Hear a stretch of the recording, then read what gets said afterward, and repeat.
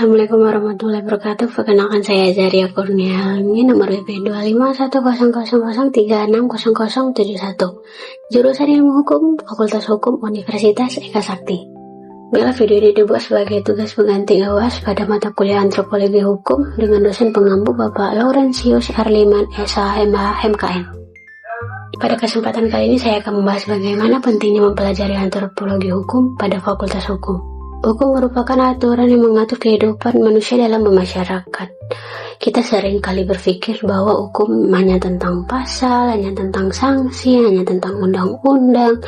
Namun pada kenyataannya, hukum tidak dapat dipisahkan dari nilai, dari budaya, dan kebiasaan bermasyarakat.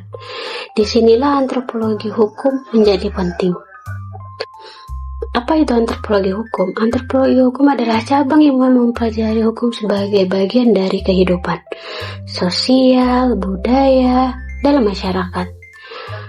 Antropologi hukum tidak hanya membahas hukum secara tertulis yang dibuat oleh negara, tetapi juga hukum tidak tertulis seperti hukum adat, hukum kebiasaan, dan norma-norma yang hidup di masyarakat. Mengapa kita perlu mempelajarinya? Yang pertama, karena hukum tidak berdiri sendiri. Yang kedua, dipengaruhi oleh budaya, adat, dan nilai masyarakat. Dan yang perlu kita pahami adalah bagaimana hukum itu dipraktekkan.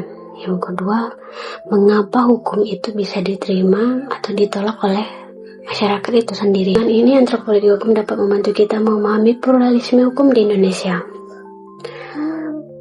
Manfaat antropologi hukum adalah yang pertama, tidak berpikir hukum secara kaku. Yang kedua, meningkatkan cara berpikir kritis dan tidak kaku dalam memahami hukum. Yang ketiga adalah meningkatkan kepekaan terhadap rasa keadilan dalam masyarakat. Hukum tidak hanya legal tapi juga harus adil dan juga manusiawi. Ilmu ini penting bagi sebagian orang, contohnya dalam profesi jaksa, polisi, advokat, hakim. Agar tidak salah dalam memahami masyarakat, tidak memaksakan hukum tanpa melihat budaya, dan dapat menyelesaikan konflik secara bijaksana. Contoh sederhananya adalah sengketa tanah adat yang hanya diselesaikan secara hukum negara tanpa memahami adat-adat yang terkandung di wilayah tersebut.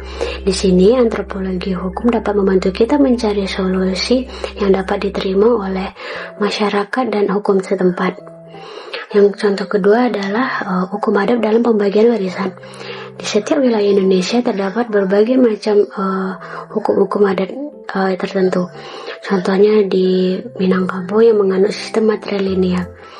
Di sini, antropologi hukum dapat berperan untuk memahami nilai budaya di balik aturan tersebut agar hukum negara dapat diterapkan tanpa mengurangi atau menghilangkan kearifan lokal di wilayah tersebut. Terakhir, saya akan memberikan kesimpulan pada video kali ini. Sebagai mahasiswa hukum, kita tidak hanya belajar menjadi ahli pasal, tetapi juga menjadi sarjana hukum yang memahami manusia dan masyarakat. Dengan mempelajari antropologi hukum, kita diharapkan menjadi seseorang yang tidak hanya memahami hukum secara teoritis, tetapi juga mampu menerapkan hukum secara adil dan manusiawi di masyarakat. Selain itu, jika kita mempelajari antropologi hukum, kita akan memahami bahwa hukum tidak bisa berdiri sendiri. Hukum akan berjalan lebih efektif dan diterima oleh masyarakat apabila selaras dengan nilai, kebiasaan, serta budaya yang hidup di dalamnya. Karena pada akhirnya, hukum bukan hanya soal aturan tertulis, pasal, atau sanksi semata, melainkan tentang manusia, cara mereka hidup, berinteraksi, serta menjaga keteraturan dan keadilan dalam kehidupan sosial sehari-hari.